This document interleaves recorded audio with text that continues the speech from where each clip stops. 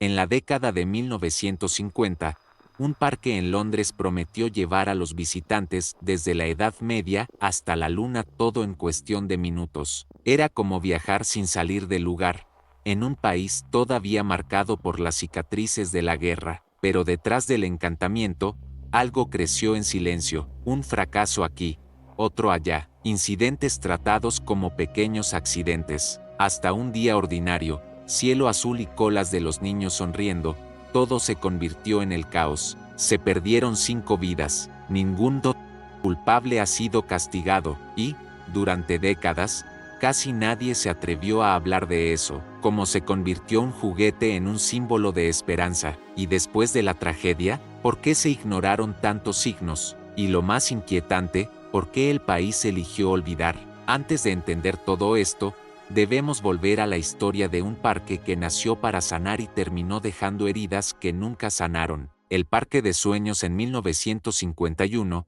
Gran Bretaña todavía estaba tratando de levantarse de las ruinas de la Segunda Guerra Mundial. Fue en este escenario donde nació el Festival de Gran Bretaña, un gran evento, pensamiento cultural y tecnológico para regresar al pueblo británico un soplo de optimismo a través de la privación de posguerra. Como parte de la celebración, se levantó a orillas del Tamisa, en Londres, un espacio de ocio que pronto se convertiría en un hito, el Parque Battersea Funfair. Debía ser temporal, una atracción pasajera, pero fue tan exitoso que terminó permaneciendo durante más de 2 décadas. El parque llamó la atención por un curioso detalle. Muchos expertos lo consideran el primer parque temático en el mundo, incluso antes de que Disneyland abriera sus puertas en 1955. Con cada atracción, los visitantes fueron transportados a universos diferentes. Era posible viajar a una fantástica Inglaterra medieval, para correr Monte Carlo, haz un crucero inspirado en Mississippi, o incluso embarcado en un cohete a la luna, una mezcla de sueño y escapismo que contrasta con la austeridad del país en el era. Entre tantas atracciones, se destacó desde lejos, en el horizonte del parque, una estructura de madera de 15 metros de altura, lo que resonó risas y gritos de emoción. Grande caso, para muchos, fue el Ojo de Londres de la época, la gira obligatoria a cualquier joven en busca de aventura. Las colas fueron largas y el precio 15 centavos parecía pequeño, la promesa de adrenalina en poco más de un minuto de descensos vertiginosos y curvas cerradas. La propia duquesa de Kent y Bolshoi Ballet experimentó la atracción en sus años de gloria, prueba de que la montaña rusa hizo un ícono cultural. Pero Big Dipper llevaba un secreto incómodo. Su historia estaba llena de señales ignorado. Aún en 1951, el año de inauguración, un vagón vacío descarriló, caída parte de la estructura. En 1968, un accidente similar dejó a un pasajero con el brazo roto, y en 1970, un incendio causó daños de más de 400.000 libras, forzando la montaña rusa.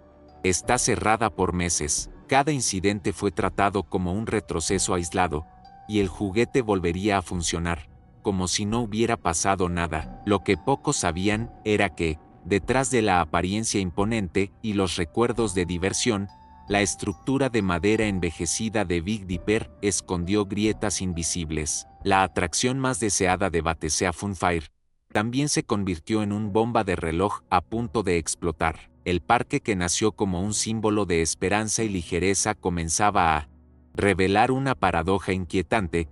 ¿En qué medida la búsqueda de diversión podría enmascarar tales riesgos? Obvio, y fue precisamente en una soleada tarde de mayo de 1972, en medio de colas llenas de Los niños sonreen y son las canciones pop que hacen eco en los altavoces, que esta paradoja se ha roto brutalmente. Lo que sucedió cuando se rompió la cuerda que tiró del tren Big Dipper es la respuesta que siempre marcó la vida de docenas de familias, y transformó el sueños en escenario de terror. El día del desastre era el martes 30 de mayo de 1972, una tarde de hotes de calles en Londres, comienzo del medio semestre de la escuela. El Funfair del parque de Battersea estaba empacado como nunca antes. Grupos de niños y adolescentes formaron colas interminables para el juguete más disputado, el Big Dipper Roger Coaster.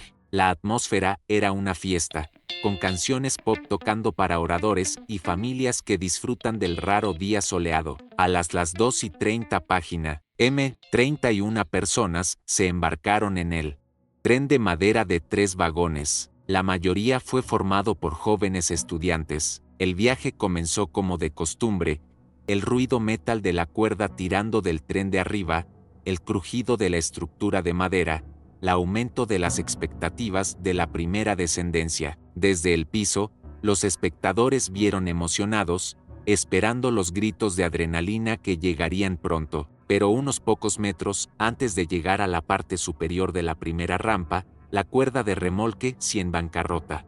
De repente, el tren comenzó a deslizarse por las pistas inclinadas. En primer lugar, tanto los que estaban en la fila como los mismos pasajeros pensaron que era una puesta en escena, la broma del operador para asustar a los niños. Algunos incluso se rieron, creyendo que fue parte de la experiencia, pero esta ilusión duró solo unos segundos. A medida que el tren ganó velocidad, la situación huyó del control. El freno manual, operado por un empleado dentro del carro, trató desesperadamente de contenerse con posición, pero el sistema no respondió. En una curva cerrada en la parte inferior del pista, el último vagón descarriló y cayó de una altura de 4.5 metros, aplastando el pasajeros que estaban debajo. El ruido de la madera se rompió, fue seguido por gritos desesperados, en medio de una nube de polvo y chips de riel rotos. Entre los del tren estaba Caroline Adamczyk, entonces 14 años, presa de uno de los vagones delanteros. Observó la tragedia desarrollada en cámara lenta. Traté de agarrarlo, pero la sexta caer al suelo frente a mí, recuerda, describiendo el momento donde una chica a su lado tocó la pasarela de madera, se dio debajo de ella pies. Mientras descendía, me di cuenta de que estaba pisando sangre. Otra cuenta vino de Lisay Greve, quien celebró ese día su 15 aniversario años. Ella recuerda el momento en que el tren comenzó. Pensé que el conductor estaba jugando, tratando de asustar a los niños, pero cuando me di cuenta, fuimos enterrados por los escombros. Su amiga Allison, sentada al lado, resistió las lesiones. Liz sobrevivió con su brazo roto y su hombro cambiado, pero llevaría el peso de la culpa para siempre. Era mi cumpleaños. Sobreviví y ella no. La escena fue grotesca. Los pasajeros fueron expulsados de los vagones, algunos colgando boca abajo en las barras, otros aplastados bajo los restos. Los niños gritaron llamando a los padres mientras los espectadores corrieron para tratar de ayudar. 5 niños murieron, 3 en el lugar y 2 en el hospital, y otros 13 resultaron heridos, muchos en estado grave. Entre los sobrevivientes se encontraba Hilary WYNTR, quien sufrió heridas que exigieron meses de rehabilitación. Con cada testimonio, la dimensión humana de la tragedia fue más evidente. No eran solo números, pero las historias de vida interrumpieron o transformaron para siempre. El más inquietante, sin embargo, fue la reacción del parque. Como equipos de rescate, intentaron eliminar cuerpos de los restos y ayudar a la música pop y continuaron jugar a través de los altavoces, y otros juguetes permanecían funcionando normalmente. Los visitantes todavía estaban circulando por la Atonite Battersea, sin saber cómo lidiar con la escena de horror que se mezcló con la atmósfera de diversión. En cuestión de minutos, el parque de sueños se había convertido en un escenario de pesadilla. Niños que habían llegado riéndose de las colas, ahora juntando el piso en medio de sangre y escombros. El juguete que simbolizaba la audacia de una era mostró, de repente, una trampa mortal. Pero lo que vendría después puede ser aún más inquietante. Como un desastre de la magnitud podría terminar sin querer, sin apoyo psicológico a las víctimas y casi sin memoria pública. Lo que sucedió en los tribunales, la vida de los sobrevivientes y en la memoria colectiva del Gran Bretaña después de esa tarde sangrienta, el bloqueo inicial del desastre rápidamente dio paso a una búsqueda de respuestas. La pregunta era inevitable: ¿cómo el juguete popular podría convertirse en una trampa mortal frente a cientos de personas? Unos meses más tarde, la investigación reveló los números apropiados. Expertos identificado no menos de 66 defectos de juguete, 18 de ellos relacionados con la estructura apoyo. La cuerda de tracción estaba mal fija, los dispositivos de seguridad estaban en condiciones precarias, la madera de la estructura presentada en varios puntos y 4 de los 8 accidentes simplemente no existieron. De los 4 restantes, 3 estaban rotos. En otras palabras, Big Dipper todavía estaba funcionando a pesar de ser una colección de riesgos acumulados, un desastre anunciado. El caso llegó a los tribunales en 1973, con acusaciones de homicidio involuntario contra el ingeniero responsable, Frank Etches, y el gerente de atracción, James Hogan, pero el resultado: sobrevivientes y familias frustradas, ambos fueron absueltos. El juez afirmó que el ingeniero solo había certificado la estructura en reposo, y esa no era su obligación. Verifique la operación mecánica. Hogan, considerado solo un ex asistente asamblea, no habría podido comprender los riesgos que administró. Para los padres de las víctimas, fue un golpe devastador. La justicia reconoció la tragedia, pero no fue responsable de nadie. Mientras los tribunales terminaron el caso sin castigo, las víctimas intentaron lidiar solas con el trauma. No hubo protocolo de apoyo psicológico. Niños traumatizados solo escuchó que deberían tomar una taza de té y seguir frente. Carolina Damczyk, que tenía 14 años en ese momento, solo recibió el diagnóstico de trastorno de estrés postraumático en 2005, más de 3 décadas después. Lisai Reeve, cuyo amigo Allison murió en el accidente, llevó un sentimiento durante años corrosivo de la culpa: sobreviví y ella no. Nunca podría reír sin sentir que estaba a ser injusto con su memoria. Este abandono emocional fue quizás tan cruel como el accidente en sí. No hay espacio para habla sobre lo que vivieron. Muchos sobrevivientes desarrollaron ansiedad crónica, depresión e insomnio. Algunos nunca lograron volver a un parque de diversiones. Para ellos, Big Dipper no era solo un recuerdo lejano, era una herida abierta, invisible para el resto de la sociedad, pero presente en cada cumpleaños, en cada ruido de molilla de madera, en cada imagen de una montaña rusa en la televisión. El parque, a su vez, declinó. Aunque Big Dipper ha sido desmantelado inmediatamente después del desastre, el Battersea Funfair permaneció abierto durante otros 2 años, pero el encanto había terminado. La feria, que nació como un símbolo de optimismo, comenzó a ser recordado como una etapa de muerte. En 1974, definitivamente cerró sus puertas. El monumento se erigió en el sitio, sin señal, sin gesto público de reconocimiento. El desastre fue enterrado,